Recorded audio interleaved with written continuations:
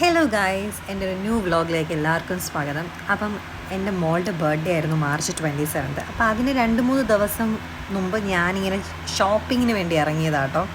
ഞാനും മോളുമായിട്ട് ഒരു ദിവസം ഇറങ്ങി, അത് കഴിഞ്ഞ് ഞാൻ മാത്രമായിട്ട് ഇറങ്ങി. അങ്ങനെ ചെറുതായിട്ട് അവൾക്ക് എന്തെങ്കിലുമൊക്കെ മേടിക്കാനോ അങ്ങനെയൊക്കെ. ഫസ്റ്റ് അപ്പം നമ്മൾ സരവണ സ്റ്റോഴ്സിലായിരുന്നു വരുന്നത്. അവിടെ വന്നിട്ട് ഞാൻ എന്തിനായിരുന്നു കുറച്ച് പാർട്ടി ബലൂൺസ് അങ്ങനെയൊക്കെ മേടിക്കാനായിരുന്നു വന്നത്. പക്ഷേ എനിക്ക് ഭയങ്കര തിരക്കായതുകൊണ്ട് സമയം കിട്ടിയില്ല അതൊന്നും മേടിക്കാം. സോ നെക്സ്റ്റ് ഡേ ഞാൻ മാത്രമായിട്ട് സ്റ്റുഡിയോയിൽ വന്ന്, ഞാനിപ്പോൾ ഓൺ വോയിസ് കൊടുക്കുന്നതെന്ന് വെച്ചാൽ ഞാൻ സംസാരിക്കുമ്പോഴെല്ലാം ഒന്നും കേൾക്കാൻ പറ്റുന്നില്ല, ഈ വണ്ടിയുടെയൊക്കെ സൗണ്ടൊക്കെ കാണാം. അതുകൊണ്ടാണ് ഞാൻ ഓൺ വോയിസ് കൊടുക്കുന്നത്. സ്റ്റുഡിയോയിൽ മെയിനായിട്ട് വന്നതെന്ന് വെച്ചാൽ മോക്കൊരു ഡ്രസ്സ് എടുത്ത് അത് എക്സ്ചേഞ്ച് ചെയ്യാൻ വേണ്ടിയായിരുന്നു ഞാൻ സ്റ്റുഡിയോയിൽ വന്നത്. അപ്പോൾ അത് ഞാൻ എക്സ്ചേഞ്ച് ചെയ്തിട്ട് പിന്നെ നമ്മൾ ട്രെൻഡ്സിലോട്ട് പോവുകയാണ് കേട്ടോ.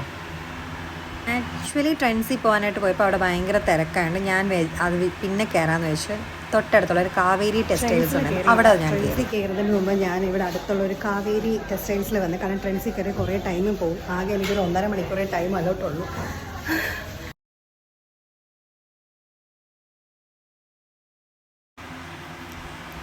അവിടെ നിന്ന് അങ്ങനെ കുറച്ച് ഡ്രസ്സസൊക്കെ നോക്കി. പിന്നെ എനിക്ക് ഇഷ്ടപ്പെട്ട ഒരു ഡ്രസ്സ് ഞാൻ സെലക്ട് ചെയ്തു. ഇതൊന്നുമല്ല ഞാൻ സെലക്ട് ചെയ്ത ഡ്രസ്സ്, വേറൊരു ഡ്രസ്സാണ് ഞാൻ സെലക്ട് ചെയ്തത്. എന്നിട്ട് ഞാൻ അവിടെ നിന്ന് ഇറങ്ങി. നമ്മൾ ഡ്രസ്സ് അവിടെ നിന്ന് എടുത്തായിരുന്നു. അവിടെ നിന്ന് ഒരു ഫ്രോക്ക് എടുത്തു. എനിക്കൊരു ഇഷ്ടപ്പെട്ടൊരു ഫ്രോക്ക് എടുത്തിട്ടുണ്ട്. ഇനി നമ്മൾ സൂപ്പർ മാർക്കറ്റിൽ വന്നിരിക്കുകയാണ്.